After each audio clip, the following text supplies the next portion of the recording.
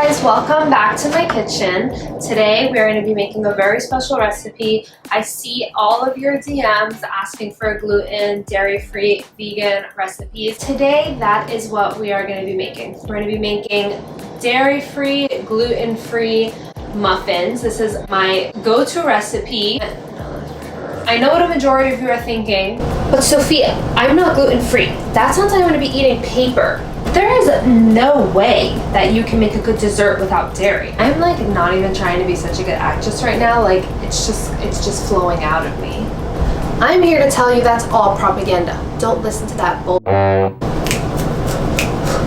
So this recipe does have eggs in it. I'm going to be making it with eggs, but if you're vegan, you can use a 1-to-1 ratio of flax eggs. You can also use applesauce. The reason you can use applesauce in this recipe is because apples contain a protein called pectin, and pectin acts like a more brittle gelatin or a less brittle agar, so it helps to really stabilize in a recipe. I've tried the recipe before with applesauce. It actually comes out great, and the applesauce also helps to add some moisture into it, which is always nice. So let's get started. One more thing I forgot to mention, I'm going to be splitting this recipe into 2 batches. It's going to be the same recipe, but I'm going to make a chocolate version and a blueberry muffin version. This is what I like to do because you just make it once and you split it into 2 batches and you have 2 flavors. But if you prefer one over the other, just double up on the recipe that you prefer. Okay, that's enough. Let's get started.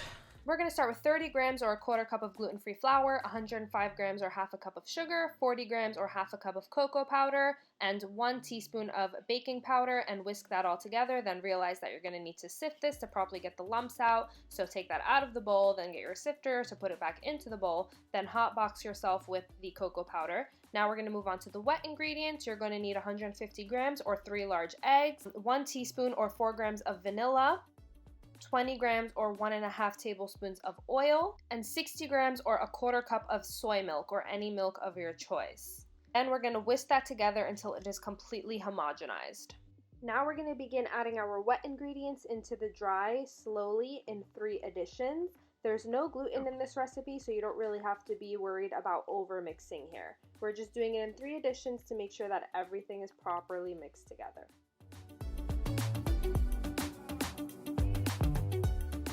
Then add in your chopped chocolate or chocolate chips, whichever you're using, and make sure to scrape the bottom of that bowl to make sure that there is no dry ingredients stuck at the base. Now this batter will look a little bit runny. That's totally normal. It will look completely fine once we pull it out of the oven. Now fill your greased muffin trays or whichever tin you're using about 3/4 of the way, leaving a 1/4 inch gap up at the top. Now we're going to move on to the blueberry muffin batch. You're going to do the exact same thing on this side. The only difference in this recipe is we are subbing cocoa powder for almond flour and chocolate chips for blueberries.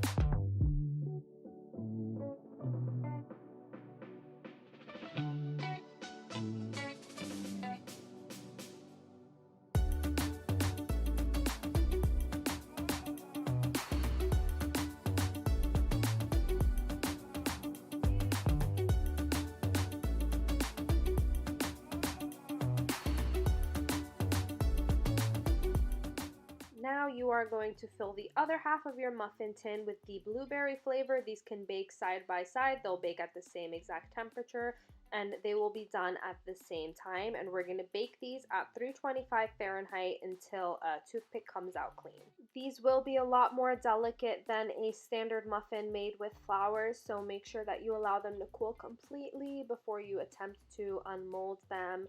Torturous, I know, but it's completely necessary. You don't want to ruin all of your hard work. Okay, so muffins are here. One of my favorite things about this recipe is just the versatility behind it. It's a great like grab and go breakfast item or something you can have with your tea in the afternoon. The texture of these is so moist, so bouncy, so spongy. You can even bake this in a loaf tin. You can use them as a base for a gluten-free cupcake. I mean, essentially it's just a glorified like cupcake, but my favorite thing to do, especially with the chocolate, is just nuke it for 30 seconds and serve it with a scoop of like vanilla ice cream for dessert. So there's really a ton of things you can do with this recipe.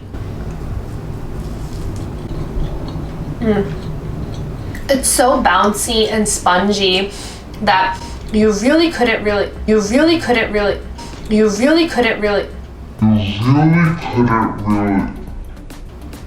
really wouldn't be able to tell a difference had you not known that this was gluten-free. And don't forget to comment below what other recipes you want to see me make or recreate. Smash the like and subscribe button and comment down below of what you want me to do.